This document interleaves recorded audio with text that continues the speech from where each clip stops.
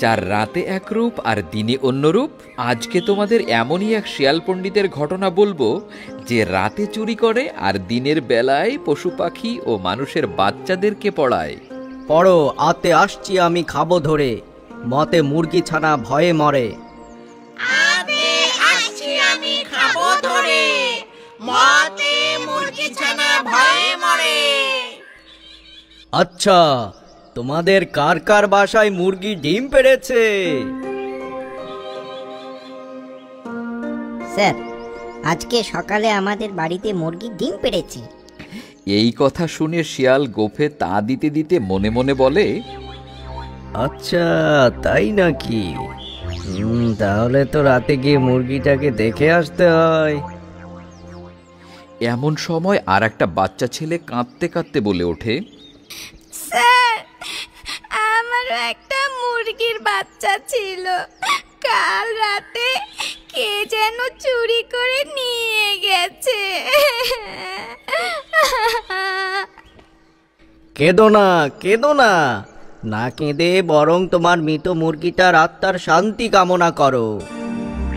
হ্যাঁ স্যার, আপনি কি করে জানলেন আমার মুরগিটা মারা গেছে কিনা?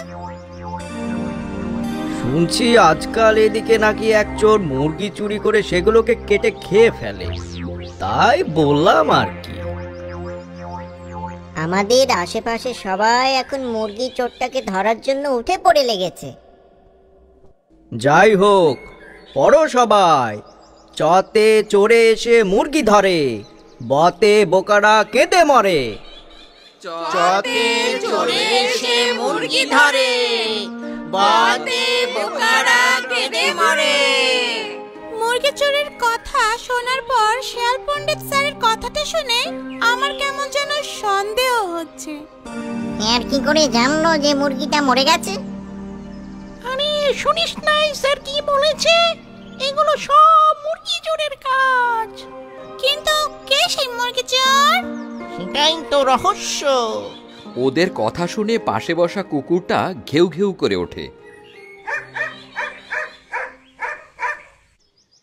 এবার কুকুরটা ওদের কাছে এসে ঘেউ ঘেউ করতে থাকে ও ওদের একজনের প্যান্ট ধরে এমনভাবে টানতে শুরু করে যেন ওদেরকে কোথাও নিয়ে যেতে চাইছে। কি ব্যাপার? কুকুরটা আমাকে কোথায় নিয়ে যেতে চাইছে? আরে না, কুকুরটা মনে হয় পাগল। দাঁড়া দাঁড়া, আমার অন্য কিছু সন্দেহ হচ্ছে। এটা সেই কুকুর না যাদের বাসা থেকে কালকে রাতে মুরগি চুরি হয়েছে?